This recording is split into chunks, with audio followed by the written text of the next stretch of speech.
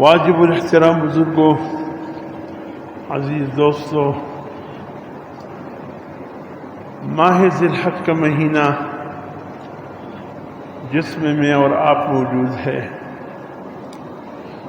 یہ اسلامی سال کا آخری مہینہ ہے۔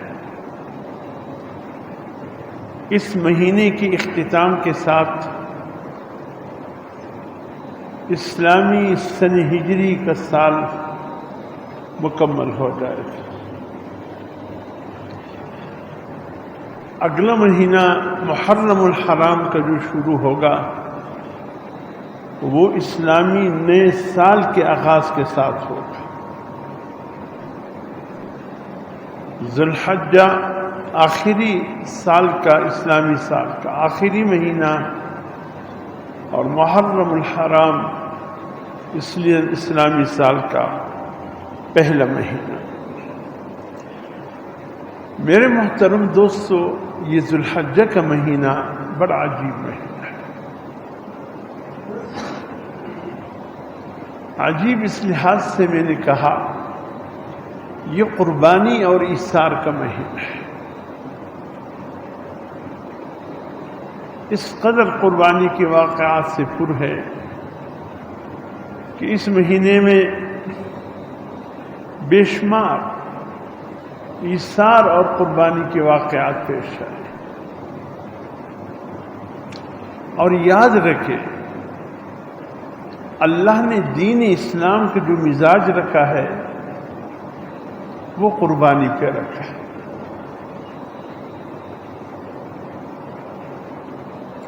جتنے کسی نے اسلام کی ابیاری کے لیے قربانی دی ہے، وہ شخص یا وہ شخصیات تو امر ہو گئے، رہتی دنیا تک ان کا نام زندہ اور جاوید تک، لیکن ان کے خون کی ابیاری سے اسلام کو عروج ملا، ترقی ملی۔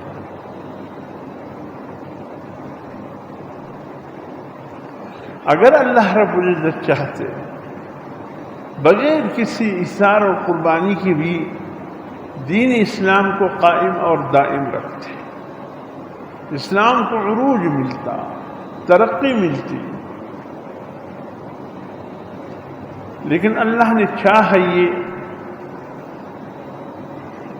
کہ وہ دین جو سب سے آخری دین ہے، جو جناب محمد الرسول اللہ صلی اللہ علیہ وسلم کو عطا ہوا، اس دین کا مزاج اللہ نے ایثار اور قربانی پر رکھا۔ یہ ایثار کا لفظ ہم تو روز مرہ استعمال کرتے ہیں، ایثار،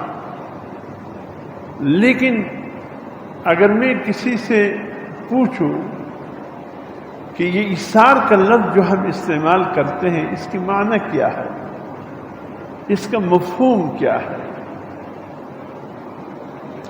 اور پھر اس میں کچھ تفصیلات ہیں، وہ تفصیلات کیا ہے، لیکن شاید ایثار کے مفہوم سے کوئی آگاہ ہو۔ ایثار کا لفظ آپ کو صرف اور صرف اسلام کی ڈکشنری میں ملے گا، باقی کسی مذہب میں بھی ایثار موجود نہیں ہے۔ یہودیت خالی ہے ایثار سے، عیسائیت خالی ہے ایثار سے، سکھ مت والے، بدھ مت والے، بدھ پرست، ہندو پرست، کسی مذہب میں بھی آپ کو لفظ ایثار نہیں ملے۔ یہ لفظ صرف اللہ پاک نے دین اسلام میں رکھا ہے، یعنی اپنے آپ کو دوسرے کے لیے قربان کرنا، اپنے آپ پر دوسرے کو ترجیح دینا، کہ پرواہ نہیں ہے میں بھوکا رہوں لیکن میرے یہ بھائی بھوکا نہ رہے، پرواہ نہیں ہے میں پیاسا رہوں لیکن میرے یہ بھائی پیاسا نہ رہے۔